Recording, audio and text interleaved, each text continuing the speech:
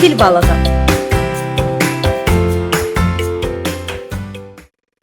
Fil balıqları Afrikanın isti və palçıqlı sularında yaşayırlar. Bu balıqlar qaranlıq və bulanlıq sularda yönlərini təyin edərək qida tapmaq üçün zəif elektrik sahələrindən istifadə edirlər. Başlarının üzərindəki çıxıntılı hissədə elektrik qəbul ediciləri var. Qəbul edilən elektrik siqnallarının birləşdirilməsi üçün bir çox proseslər tələb olunur. Bu xüsusiyyəti sayəsində balıq tamamilə qaranlıq mühitdə bir cismi uzaqdan tanıya bilir, yaxud da ölü orqanizmlə canlı orqanizmi bir-birindən ayırt edə bilir. Fil balığının filin burnunu xatırladan orqanı əslində burun deyil, alt çənənin uzanmış hissəsidir. Buruna bənzəyən bu çənədə ətrafdakı cisimləri həssaslıqla hiss edən 500-dən çox elektrik qəbul edicisi var. Bu xüsusiyyəti sayəsində balıq gecələr ov edə bilir. Fil balığının çənəsi əslində göz funksiyası yerinə yetirir. Əzələ hüceyrələri müntəzəm şəkildə bir neçə volt gücündə elektrik siqnalları istehsal edir.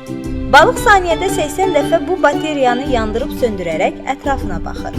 Eyni zamanda bədənindəki sensorlar vasitəsilə elektrikli sahələri ölçür, ətrafındakı obyektlərin görüntüsünü qəbul edir və heç bir səhvə yol vermədən hədəf aldığı obyekti tapır. Fil balığı palçıqlı sularda gözlərindən çox az istifadə etdiyi üçün yolunu yaydığı elektrik siqnallarının köməyi ilə tapır. Normal vəziyyətdə dəqiqədə 300-500 siqnal yayır, lakin suyun çirklilik dərəcəsi artdıqca bir dəqiqədə yaydığı siqnalların sayı 1000-ə çatır. İngiltərədə çirkliyi ölçmək üçün fil balıqlarından istifadə edilərək hazırlanan detektorlardan istifadə edilir. Buradakı bir su şirkəti çaydan götürdüyü su nümunələrini 20 fil balığının nəzarətinə vermişdi.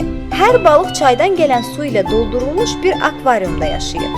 Akvariumdakı qəbul edicilər balıqdan siqnalları alıb, bağlı olduğu kompüterə ötürür. Əgər su çirklidirsə, balığın artan siqnalları təsbit edilərək kompüter vasitəsilə həyəcan siqnalı verir. Ağılla düşünən hər kəs insan istehsalı texnologiyalarından daha mükəmməl olan canlılardakı sistemlərin əsla təsadüfən mövcud ola bilməyəcəyini, yüksək bir ağılla yaradıldığını görər.